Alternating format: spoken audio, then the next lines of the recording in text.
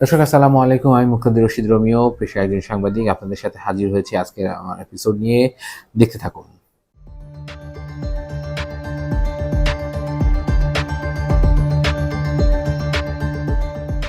আলো তার দ্বিতীয় শিরোনাম করেছে দলের দুর্বলতা প্রকাশ্যে পাল্টাপাল্টি দোষারোপ।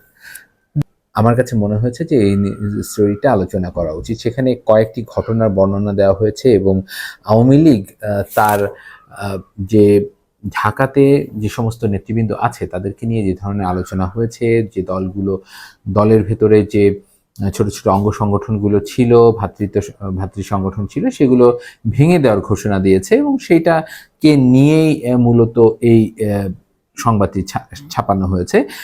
তো আমার কাছে যে জিনিসটা খটকা লেগেছে বা যে জিনিসটা মনে হয়েছে, যে সেখানে বলা হচ্ছে যে দলের ভিতরে দুর্বলতা প্রকাশ্যে এবং পাল্টাপাল্টি দোষারোপ।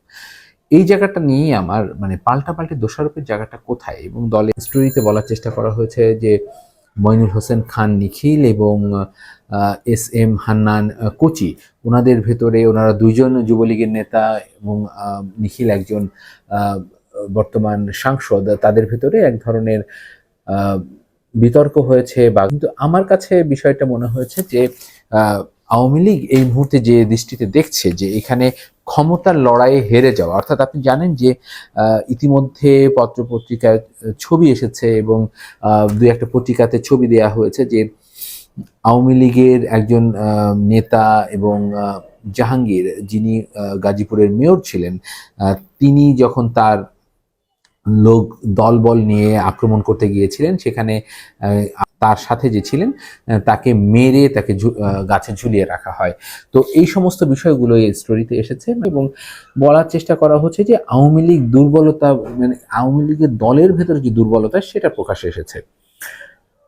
আমার কাছে কিন্তু এই বিষয়টি এভাবে মনে হয়নি। আমার কাছে মনে হয়েছে যে আওয়ামী লীগ এর আগে যখন কোনো সাংগঠনিকভাবে কোনো কিছুকে প্রতিহত করার চেষ্টা করেছে, বিশেষত বিএনপির সঙ্গে তারা যখন সংঘাতে গিয়েছে, তারা কিন্তু সদল বলে, তারা সেজে গুজে একসাথে গিয়েছে। অনেক সময় দেখা গেছে যে সেখানে রান্না বান্না হচ্ছে, সেই রান্না খেয়ে তারা এসে একটু শোডাউন করে তারপরে আবার চলে গেছে। কিন্তু এইখানে বিষয়টা কি দেখুন, ছাত্রদের আন্দোলনটা কিন্তু খুবই গুরুত্বপূর্ণ। কারণ যে আওয়ামী লীগের নেতা বা যে যুবলীগের নেতা এই আন্দোলনে প্রতিহত করার জন্য যাবেন, এটা নিশ্চিত নয় যে তার পরিবার বা তার কন্যা বা পুত্র এই ছাত্র সংগঠন বা ছাত্রদের যে আন্দোলন হচ্ছে সেই আন্দোলনের বিপক্ষে বা পক্ষে নিয়েছে কিনা। তো কথাগুলো আমি কেন বলছি, আমি এই কথাটা এই কারণে বলছি যে যেদিন অর্থাৎ 18 তারিখে যখন সংঘাতময় পরিস্থিতি মিরপুরে, আমি দেখেছি যে যুবলীগের লোকজন অস্ত্রশস্ত্র সহকারে পুলিশের সাথে দাঁড়িয়ে ছাত্রদের উপরে গুলি চালাচ্ছে। তো তখন আমি আমার নিজের কিউরিসিটি থেকে একজন সরকার দলের কর্মীর সঙ্গে কথা বলছিলাম যে আপনারা যে মারামারি করছেন বা আক্রমণ করছেন ছাত্রদের উপরে, আপনাদের কাছে কেন মনে হচ্ছে যে এই কি কারণে আপনারা লড়ছেন, কি জন্যে আপনাদের এই আক্রমণ বা কি কারণে আপনারা এই সংঘাতে জড়াচ্ছেন? তো এবং যাদেরকে মারছেন তারা আসলে কারা? তো ওইখানে যিনি ছিলেন একজন মাঝবয়সী ভদ্রলোক, উনি আমাকে বললেন যে এরা আমাদের ছোট ভাই, আমাদের সন্তান। তখন আমি জিজ্ঞেস করলাম, তাহলে তাদের সাথে কেন সংঘাতে জড়াচ্ছেন? এবং ওনাকে রিকোয়েস্ট করলাম যে এই কথাটা উনি আমার ভিডিওতে বলবেন কিনা। ওনারা সেটা করলেন না। ওনারা বললেন যে না, এটা আমার অসুবিধা হবে। কিন্তু আসলে আমার আসতে বলেছে, আমার মন চায়নি এই ধরনের সংঘাতে আসতে। সেই কারণে আমি এসেছি। আমি এসেছি ঠিকই, কিন্তু এই সংঘাতের সাথে আমার এইভাবে ছাত্রদের উপরে ঝাঁপিয়ে পড়াটা আমাকে, আমি মানসিকভাবে সমর্থন করতে পারছি না। আমি ছাত্রলীগ ঢাকা বিশ্ববিদ্যালয় ক্যাম্পাসে যখন 17 তারিখে তারা প্রতিবাদ করছিল, এবং যে ছাত্রলীগের সভাপতি সাদ্দাম হোসেন সেখানে ভাষণ দিয়েছেন এবং উনি বলেছিলেন, আমি এর আগে একটি ভিডিও বানিয়েছিলাম, সেখানে আমি দেখিয়েছিলাম যে তিনি বলছেন যে তার নেত্রীকে নিয়ে, বঙ্গবন্ধু কন্যাকে নিয়ে যদি আর কেউ কোনো ধরনের খেলা করার চেষ্টা করে সেটা বরদাস্ত করা হবে না। তো বরদাস্ত করা হবে না সেটা তো আমরা পরবর্তীতে দেখেছি যে কি আসলে হয়েছে। কিন্তু সেই প্রোগ্রামে আমি নিজে থেকে গিয়েছিলাম যে আসলে তাদের মুড বোঝার চেষ্টা করেছিলাম, রাজনৈতিক ভাষা বোঝার চেষ্টা করেছিলাম। রেথরিক্স তারা প্রেসকে বোঝাতে চাচ্ছে বা যে রেথরিক্স তারা সামনে উপস্থিত দলীয় কর্মীদেরকে বোঝাতে চাচ্ছে তার কি আসলে বাস্তবিক কিনা। তো আমি বেশ কিছু ছাত্রলীগের কর্মী, নেতাকর্মীর সঙ্গে কথা বলছিলাম যে ভাই, এই কোটা সংস্কার হলে তো ছাত্রলীগেরই লাভ, যে ছাত্রলীগের ভেতরে যারা মেধাবী তারা বিসিএস দিতে পারবে, সামনের দিকে এগিয়ে যাবে। তো ওইখানে ছিলেন একজন ভদ্রলোক, উনি নিজেও একটা হল কমিটির নেতা। উনি বলছিলেন যে আসলে আমরা এই যে আন্দোলনটা আমরা এখন করছি সরকারের নির্দেশনায়, এই আন্দোলনটা আমার কাছে যৌক্তিক মনে হচ্ছে না, আমাদের উচিত ছিল এই জিনিসটা রাজনৈতিকভাবে সমাধান করা।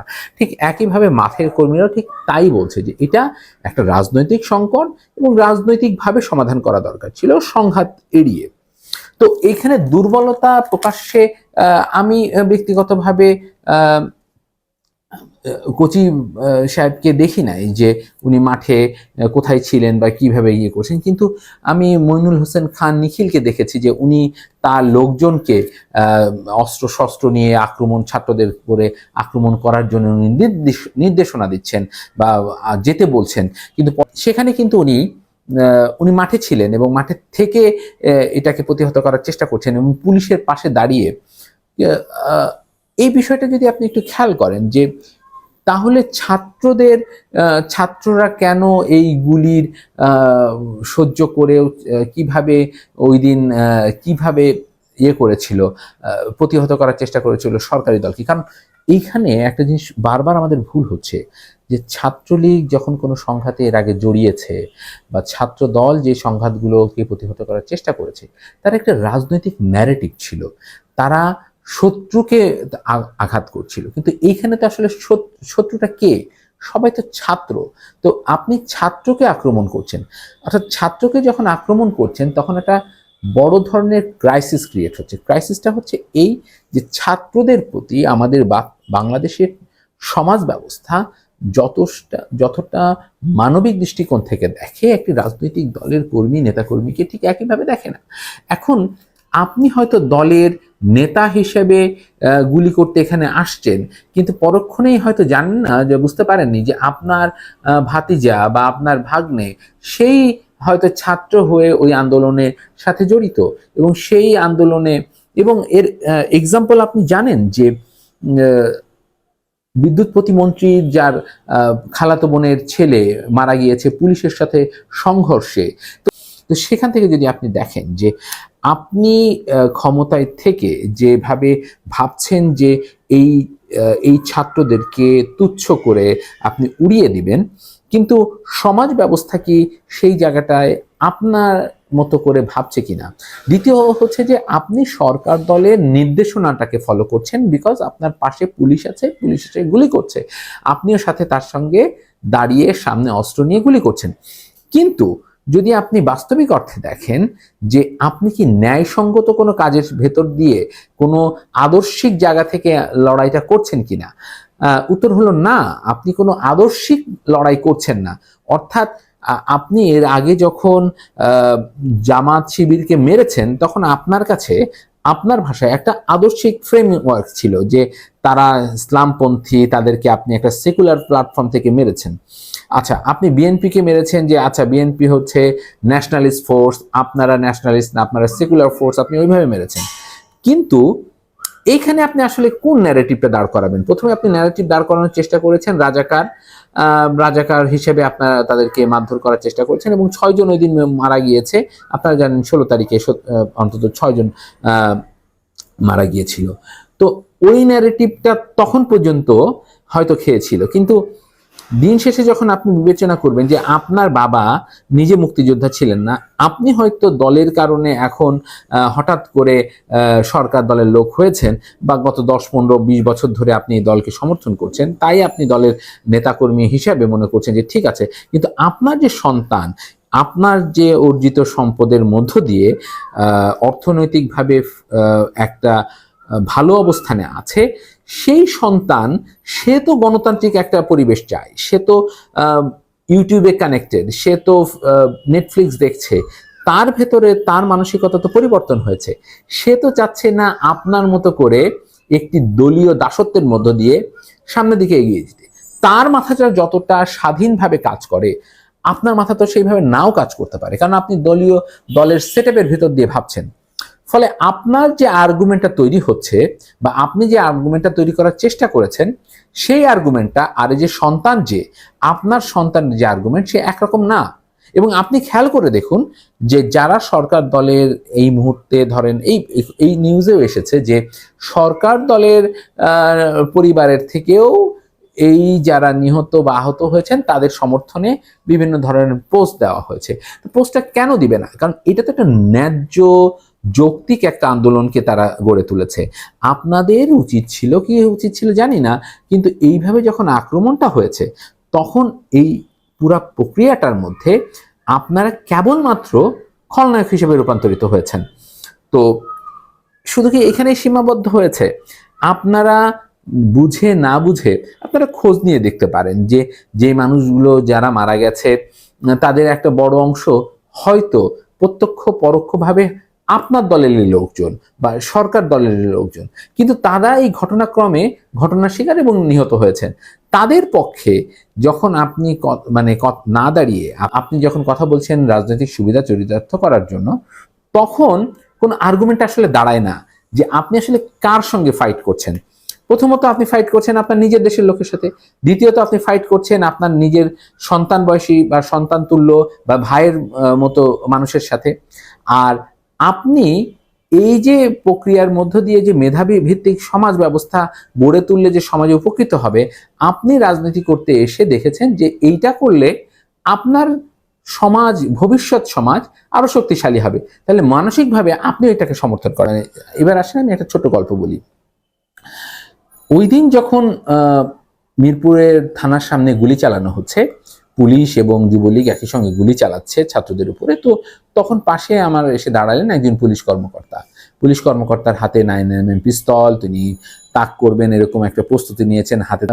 ফুটওভার ব্রিজের উপরে দাঁড়িয়ে দেখলেন যে সবাই বাচ্চা এবং তারা আক্রমণ করছে, অর্থাৎ তাদের বয়স 15 থেকে 25-এর মধ্যে, অনেকেই একেবারে বাচ্চা, কেউ তরুণ।